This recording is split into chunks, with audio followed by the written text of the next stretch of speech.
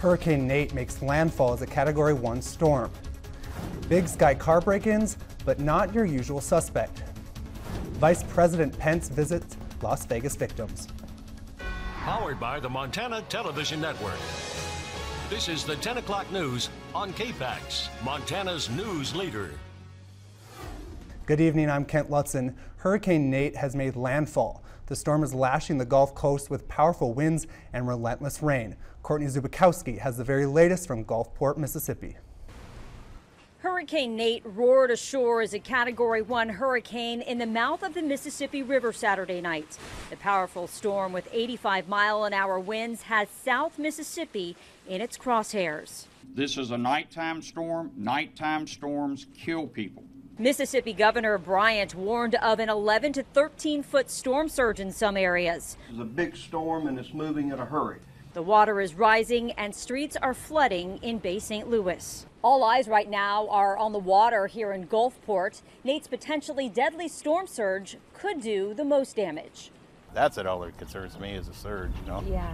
Hundreds of people like Antipi Blakely weren't taking any chances. They filled up sandbags ahead of the storm's arrival. We don't want what happened with Katrina to happen. We just want to be prepared. As Nate churned in the Gulf, a water spout was spotted in Orange Beach, Alabama. With Hurricane Nate, we see strong storm surges and heavy rains, and there's a high probability of tornadoes and wind damage. Nate is the fourth major storm to hit the United States in less than 2 months. Courtney Zabowski for CBS News, Gulfport, Mississippi. President Trump approved an emergency declaration for Mississippi today before the hurricane hit and before it made landfall in southeast Louisiana. 6 days after the Mandalay Bay shootings, investigators are still looking for a motive as to why this 64-year-old shooter killed 58 victims and injured hundreds more, all while they were having fun at a country music festival in Las Vegas. President Trump arrived on Wednesday to visit first responders as well as the victims and their families. And this afternoon, Vice President Pence delivered a speech at the Las Vegas City Hall in Nevada. Pence's speech included scripture and praise for the first responders who put themselves in danger to save lives. He said the country is united in our resolve to end such evil in our time. We do mourn with those who mourn and grieve with those who grieve, but we do not grieve like those who have no hope, because heroes give us hope. Karen Pence concluded the remarks with a prayer thanking God for the heroes who selflessly helped others escape and survive the massacre. Police say a car crash that injured at least 11 people in London today was a traffic accident, not a terrorist attack. The crash had raised fears of terrorism following several attacks in Britain this year, 3 of which involved vehicles. Police said the car had jumped the curb and collided with pedestrians. London's emergency service said it treated 11 people for injuries, none life-threatening. Witnesses said a car ran into pedestrians outside the Natural History Museum. Authorities later determined the incident was what they called a road traffic collision. By the time I got out of the car, 3 or 4 guys had dragged him out of the car. He's on the floor, and blood came out of his head, and then the police came.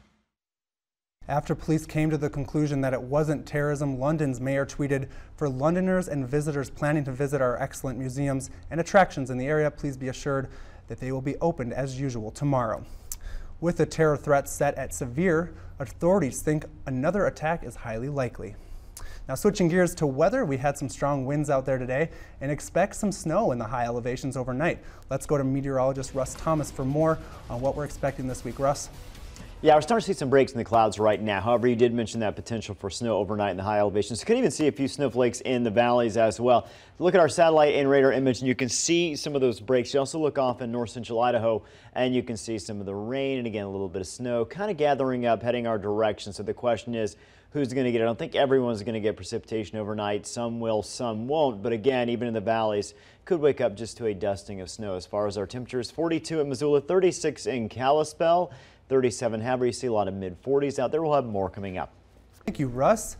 We had some bears today. Some communities in Big Sky have been dealing with an intruder. And that intruder is a black bear who weighs around 250 pounds, has been breaking into vehicles and houses, according to the Gallatin County Sheriff's Department.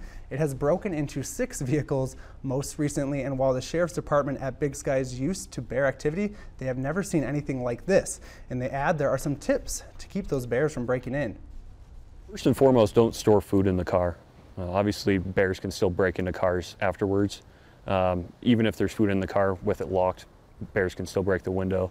I would just advocate that people remove all foods, any sort of temptation from the vehicle. That way, bears have no reason to actually go into the car. This one is, for me, has at least been the worst. I've been up here for at least 3 years, so this is by far the worst. Fish, Wildlife and Parks was able to locate the bear, which has now been captured. However, the deputy went on to say that if you do see a bear, do not approach it and call 911. The bear's fate has not yet been decided, but FWP will make that decision on Monday. The streets of downtown Hamilton filled with colors of fall today for the 37th annual Apple Day Festival. Despite the harsh winds and rain, hundreds of people filled the streets.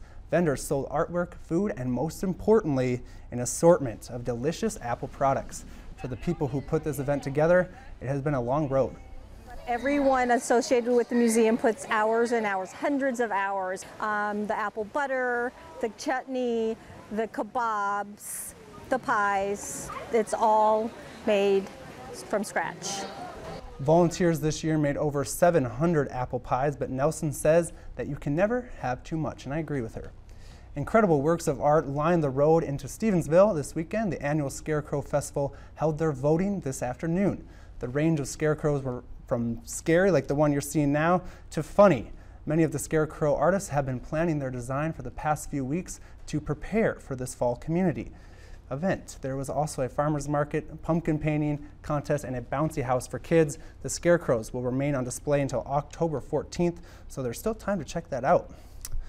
While setting records for new students this year, Montana State University has seen a slight dip in graduate student enrollment. Now the university is doing something to change that. MSU will commit $1 million in funding towards recruiting and retaining more graduate students to the university. The money will go towards incentives like paying for prospective students to come and visit the campus, merit-based awards for doctoral students, and signing bonuses for those who choose to continue their education at the university. Now, in efforts to increase those enrollment numbers, they also hope to equip the students with the skills they need to enter the workforce.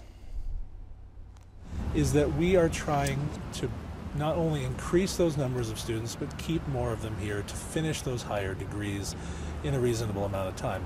We don't want them spending 10 years to finish a doctoral degree. We want them to get out in as little time as they need so that they can get out into Montana and the rest of the United States and the world and take the knowledge that they gained at MSU and cultivate it here and make the world a better place.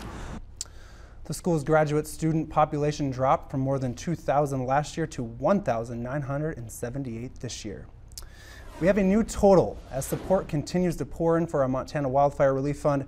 Our grand total now stands at more than $422,000. Thank you so much from everyone from Montana and beyond who has donated so far. The money will go directly to Montanans impacted by this summer's devastating wildfires through a grant application process starting Monday, October 9th. If you haven't donated, it's not too late. Go to KPAX.com for more information. Up next, meteorologist Russ Thomas will have an update on the weekend's forecast. Plus, as Hurricane Nate grew strong winds, it also created water sprouts. That story and more coming up.